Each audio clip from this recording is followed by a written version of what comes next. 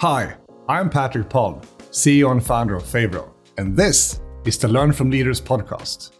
The background to this show is that Favro customers are some of the most innovative companies in the world.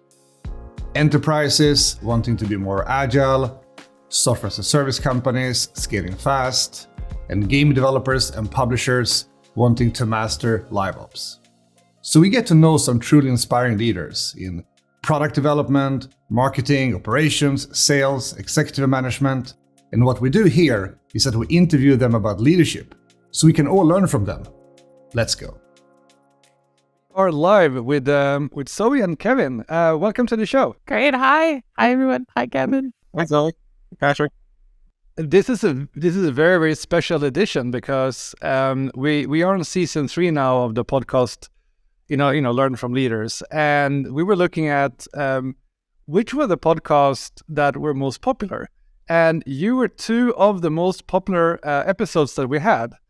And at the DICE conference in Vegas this year, I don't think you had actually met before. So I think I was actually had a chance to introduce you to each other, right?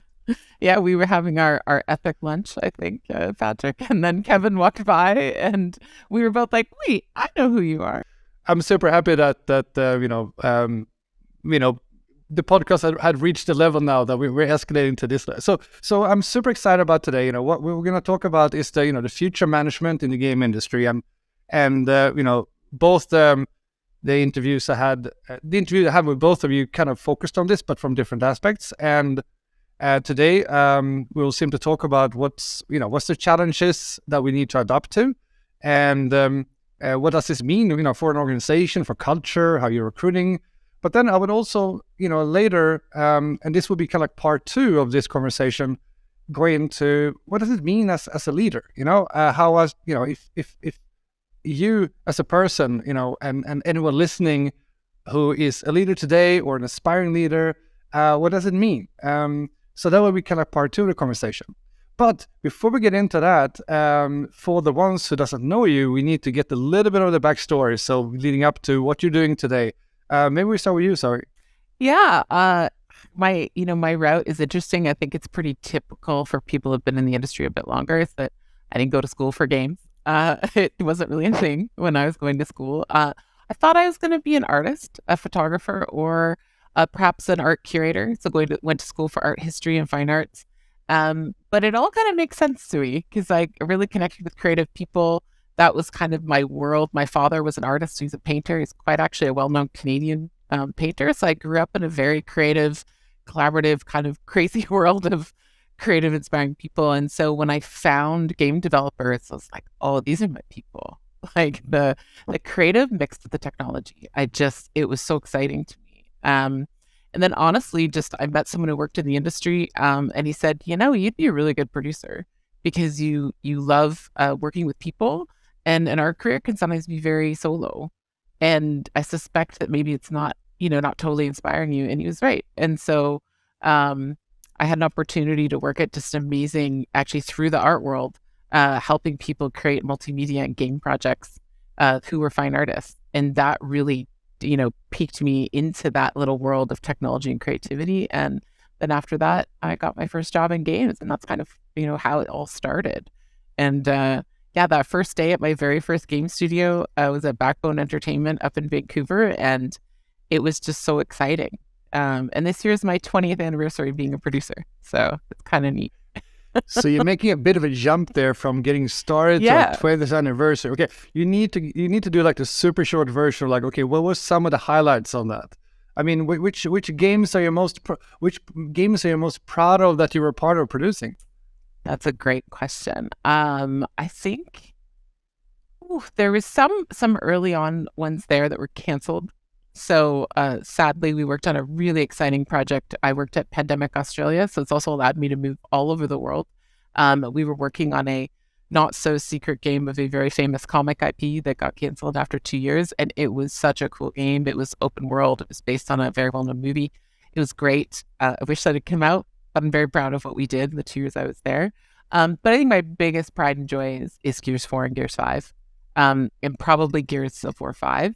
So I was at the Coalition for almost 8 years and was the production director on the campaign there. And, in Gears 5, we turned Gears of War to have a female protagonist, driven by our studio director, Rod. And so being able to be a part of that and really push that Gears story forward with a woman at the front of it was super exciting to me, and a really diverse cast, which Gears has actually always had. But seeing that come to life and the accessibility features we got in the game, we won awards for that, was just super exciting, and I think a bit of a feather in my cap. Yeah, I'm really proud of that game. Absolutely. And then, of course, I'm proud of what we've created at Timbre, where I'm now the studio director. And so creating that 18 months ago is, probably it's my baby now. So I'm growing my baby. You're doing some very, very cool stuff there, and as like a segue here to you, Kevin, are any kind of things in what what Zoe said that you feel like, okay, here's a bit of a similarity with my story, or is your story very different? I think mine's fairly different in that like I always wanted to make games. I kind of knew this as a young kid. Excuse me. 8 or 9, it just kind of clicked in my head like, hey, people make video games. I can be one of those people. I never had that realization. I played them, but I didn't go, people make those games, I can do that. That's really interesting. Yeah, and so it was just a thing. But like Zoe, going to school for game development wasn't a thing.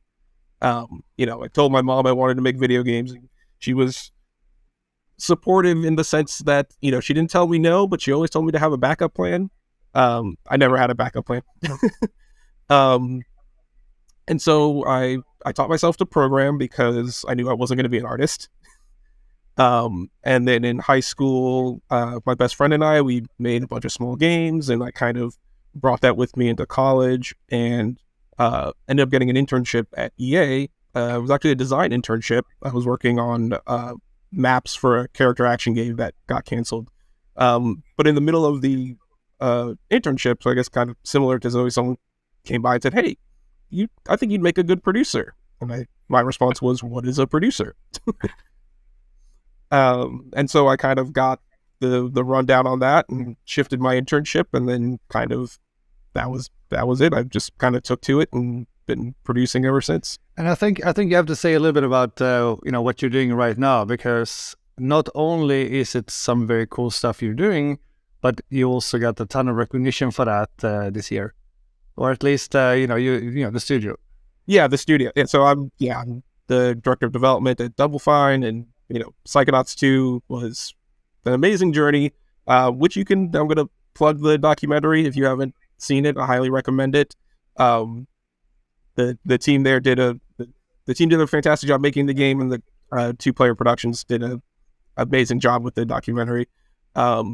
And yeah, that was really cool to be able to create and put out in the world and see people enjoy it and win awards and all that good stuff. But I think for me, the most rewarding part of it was just being able to help that team create such a wonderful experience, right? And it's so heartfelt. Like you can see and feel how much people kind of just put themselves into it. And just being able to enable that is the rewarding part of the job for me. And also, your boss got a lot of nice recognition this year at the DICE conference, right? Yeah, Tim, he's a known person. I mean, well deserved.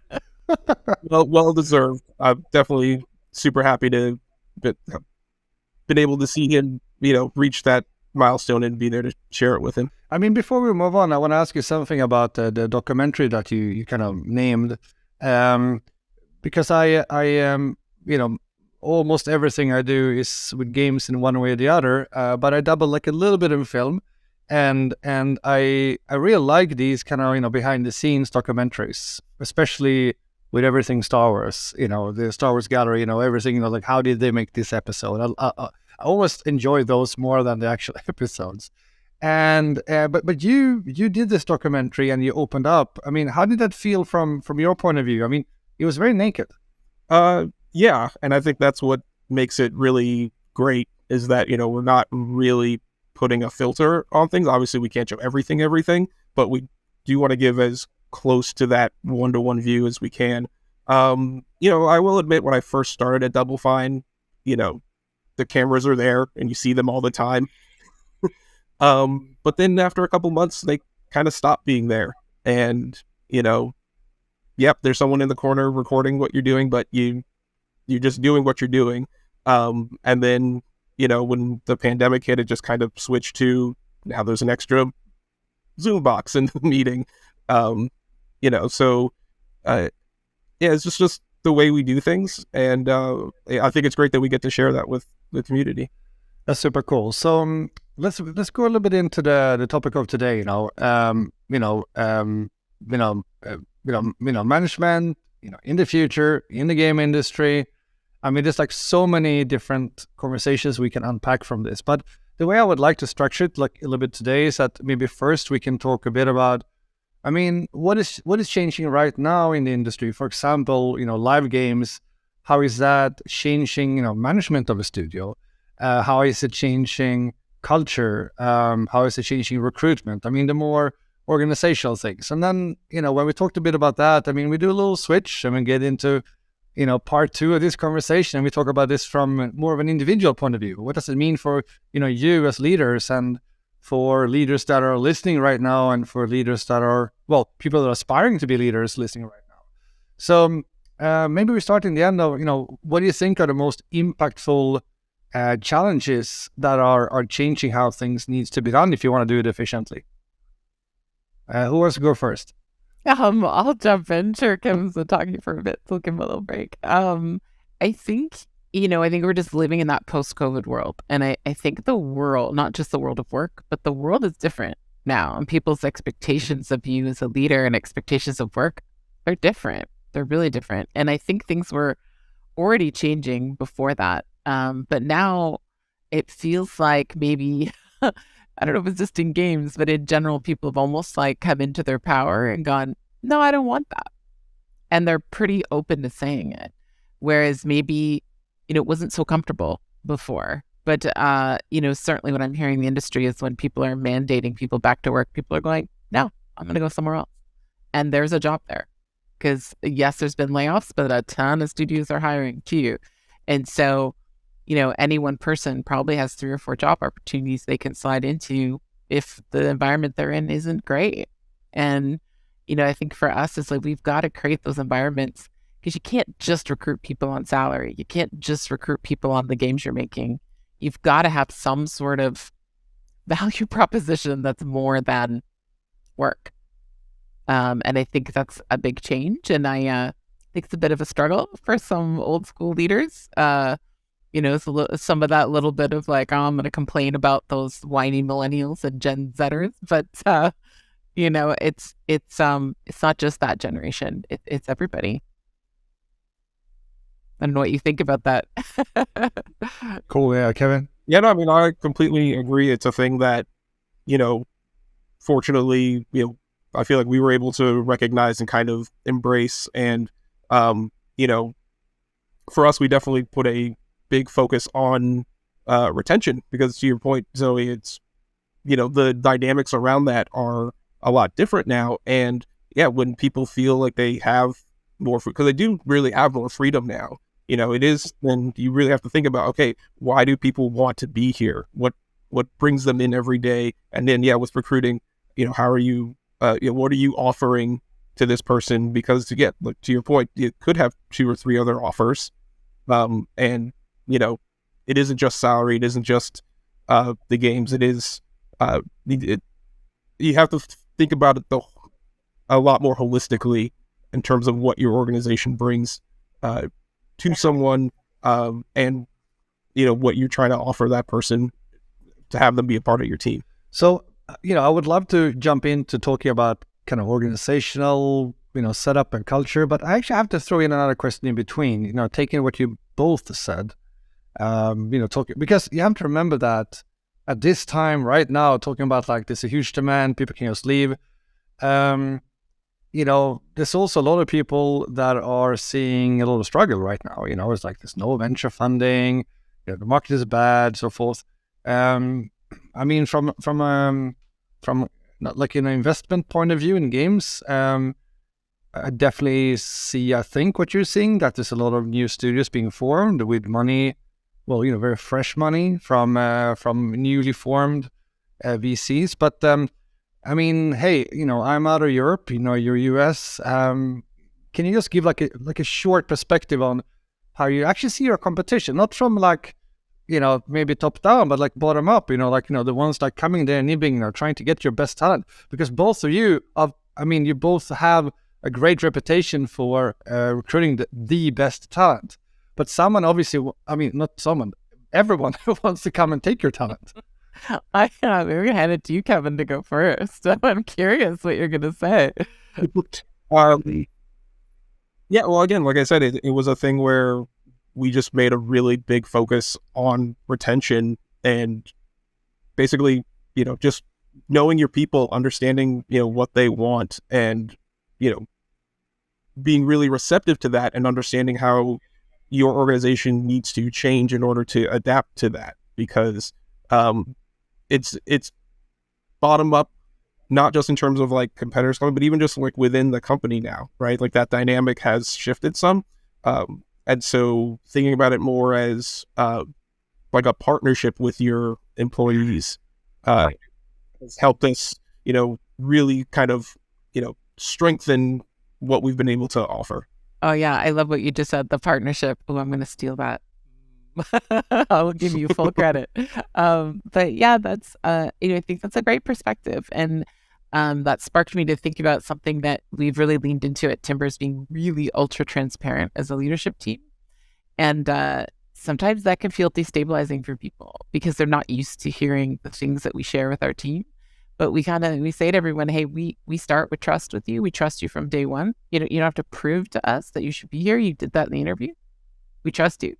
But it means we're going to share things with you that you may have never heard. We share our milestone feedback from our publishing partner verbatim with the team. We don't edit it down. We don't put nice words in it. If it's harsh, we share it openly. And a lot of them have never seen that before. So some people were like, oof, that's a little hard to see. But that transparency comes with a lot of, expectation from us as leaders that we are sharing and talking. But then it also asks for a little bit of maturity from the team too, that when we do share things, of course, it's not shared outside the company, but that they don't let it, destabilize them in their day-to-day, and they get a little more used to it and a little more resilient of being like, okay, I understand the business now. I understand that looking for an office is really challenging. We've been looking for a year. It's been really hard. Some people really want us to have an office in Vancouver, in Canada, where we are.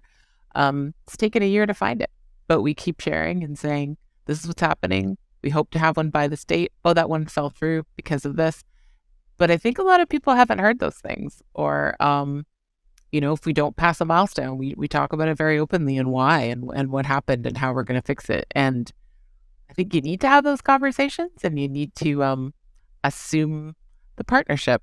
It's like what you described, Kevin. You have to assume the partnership's going to be there and know that you're going to have little blips along the way that are going to be challenging. Just keep talking about it. Yeah. So how far can you go? I mean, is there like no limit to this transparency, or is there because I throw in a few concepts. I mean, I'm gonna challenge you a little bit here. So, for example, some companies do open salary. Everyone knows everyone's salary, for example, and that is typically harder when you are within a corporate structure, which both of you are. So my first question is, are you able to do that? Secondly, if you do things like, how much of financials can you share? You said, okay, you can be brutally transparent about, feedback, but can you also be transparent about what this means, for more financial terms? Maybe if I just continue with you, Zoë, and we switch over to you, Kevin, on the same question. Yeah, we've been talking about that, the financial side. I will say, actually, when I was at the coalition, they actually shared quite a bit, and actually Xbox shared quite a bit with the larger team from certain levels and up, but quite transparent, actually, and I really appreciated that. So we've been talking about it. We haven't done it yet, but we've been talking about how to do that, how to do it in a way that is also educational. So a little bit of education first and then sharing, because you always need some groundwork. Because if you just share without any teaching, it can be like, I don't understand at all why you're sharing this with me. So it's a big part of it.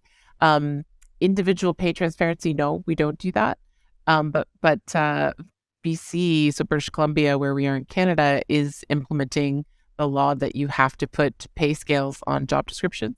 That's coming for us soon. I think Washington just did that, and I don't know if California has done it yet, but I know it's coming, right, Kevin? It's out this year for California. Is it out? Yeah. So I don't know, some companies are getting around it by just having like $200,000 pay scales, which I think is hilarious. It's like, oh, you did the law, but you're not really telling people. So, but we're gonna have to do some education around it before we share that info. And what we're prepping for it right now. Our director of people and belonging, Zoë Curnoe, is coming in and kind of challenging us on some of those things and going like, well, how do we do this? How do we do this in a way that is inclusive but people understand why we're sharing this info? But you have to do a lot of homework before you do it. So right now, no, we aren't sharing those things, but we're talking about it, talking about how to do it. But I think for us right now, the transparency is just around the why of why things are happening, so that everyone has that information and can go forward in their day-to-day without guessing at stuff. It's kind of the goal. Cool. Kevin? Yeah, so like Zoe mentioned, so California does have the law already that you have to publish the pay scales of any job description. And then the second part of that is actually any employee can ask for what the pay range of their job is, and the employer has to provide that. We were actually able to get ahead of that. In that last year, we developed pay bands for across the company, and then we published that internally. So everybody could see what the pay range for every position in the company was. And that was a really big step. It was a thing that we definitely had some concerns with when we were going to do it. And, obviously it's a type of thing where when you present that to people and it's something they haven't seen before. And so there's a whole lot of follow-up that you have to do around that. But at the end of the day, it was well worth it. People really, really appreciated having that level of transparency and understanding that, hey, yeah, we are willing to have these conversations, and not, in a way that we chose to do as opposed to being forced to do by a law or something like that. So people really appreciated that. And in terms of other aspects of the financials, Xbox does share quite a bit with us, and we share with the team as well. But you can't do everything, and in some cases it just doesn't. They're just things that don't make as much sense to share. Like, on one hand, there are some Game Pass numbers that are important to know from an organizational standpoint, but not necessarily like the game teams don't necessarily need to understand those numbers as well. So kind of, like to Zoe's point, having the education alongside it so that people can make sense of what you're presenting to them, I think is key. And it's an ongoing conversation in terms of, what people are interested in hearing from us, and then us being able to provide that. Okay, so I'm going to make life tough for you now, because now you've been talking about all the benefits, right? So, have you ever had a situation, and I'm going to start with you, Kevin, where there's been a leak on something like, so, you had something where you went quite far in transparency. I thought it was interesting, with the Game Pass numbers you mentioned, but I can imagine a lot of similar kind of metrics, where, you chose to be very transparent with the team. Maybe, someone gets let go, is very angry, leaks, or maybe leaks from the inside. I mean, leaking in whatever reason, right? And now it has some corporate consequences, and you have to handle it. I mean, have you had any situation like that? Is it not that I can think of offhand, to be honest? People understand that, with the transparency comes the trust, right? And if we can't trust that this information is going to stay in the circles that it needs to stay in, then we have to dial back the transparency. And that's not something we want to do, and that's not something that our teams want us to do. So, so far there hasn't been anything that's prompted us to have to change our approach to things. And again, I'm going to make it even harder for you now, Kevin. Okay, so let's imagine that it happens on Monday. And I guess from your point of view, you don't want this to have an effect that you have to pull back trust. What would, as a leader, what would be your action plan to handle this kind of crisis? Well, I think the first thing you have to do is, assess the external impact, right? And make sure that you're being able to handle the messaging that you need to outside of the studio. And then internally, then that becomes a series of conversations, obviously, with, if you know where the leak has come from, you've got to investigate that. You've got to figure out where that is. And hopefully wasn't anything malicious. And so then it's just, about educating somebody about, what is and not appropriate to share, and what you talk to people about and what you don't talk to people about. It's kind of hard to think about it in a hypothetical situation, but I mean, I would say, though, my general mentality around it would be that, I don't want it to create a panic for people, and that, assuming that it's not anything malicious, that there is, there's a learning opportunity there, and let's make sure that people understand what that learning should be, so that it's something we avoid in the future. And before jumping to you, sorry, on the same question, I'm just going to elaborate a little bit, why I asked the question, because typically what I've seen over many years working with companies and how they're organized is that typically what happens is that in the beginning, you're very entrepreneurial, very flat organization, there's a lot of trust, and then something goes wrong, and then there's like a process put in for that to not go wrong again. Okay. And then you become like a little bit bigger. Okay, now something goes wrong. Okay, there's a process put into place to make sure this doesn't go wrong again. And then, you end up with like a safety box where no one can move, and it's super bureaucratic, and then they lose their talent and they go to both of your companies. That's a great description. It's like, but that's just a cycle of how things work, in this industry. And then, we have, one of the big publishers, or all of the big publishers, then they come to, a company like us and say, hey, we need to disrupt ourselves. We need to be more entrepreneurial again. Help us be more agile. Yeah, exactly. It's like, how do we do that? It's like, and the circuit goes around and around, right? Yeah. So, I mean, you're also, you're in a position of, I would say big influence in a much bigger organization where you're doing some extremely cool stuff, and you got a lot of things really, really right with how you're building your team. So, it's the same question. It's like, that one day when there's a mess up, it's like something leaked. Yeah. And someone, from a corporate perspective is going to say, oh, you know what, we probably need a process here now. And you need to tackle that. I mean, how what's your game plan for that?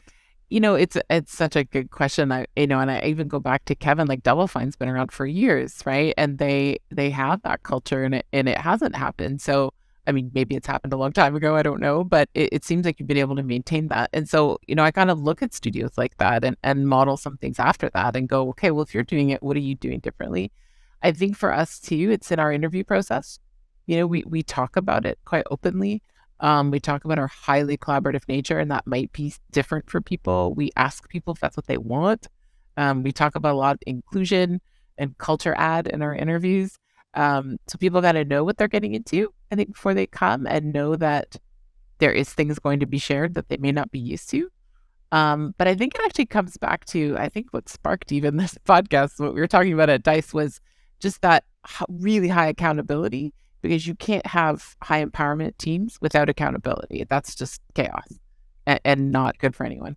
It might feel good to some individuals, but it's not going to get you anywhere. And it's going to be, you're going to have those things because there isn't high trust, and then people are kind of going to be in a bunch of different directions. So, you've got to create that accountability from day one. And that, I think, comes through the interview process. It comes through onboarding.